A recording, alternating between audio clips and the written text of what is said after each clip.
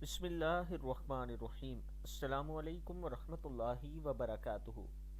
جمعہ کے دن عصر کی نماز کے بعد یہ وظیفہ پڑھیں۔ حضور اکرم صلی اللہ علیہ وآلہ وسلم کا ارشاد مبارک ہے۔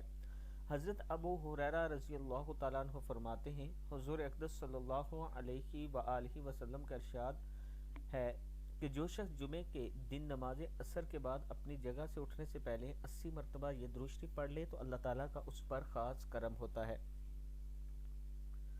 درود شریف ہے: اللہم صلی علی محمد النبی الامی وعلی آلہ وسلم تسلیما۔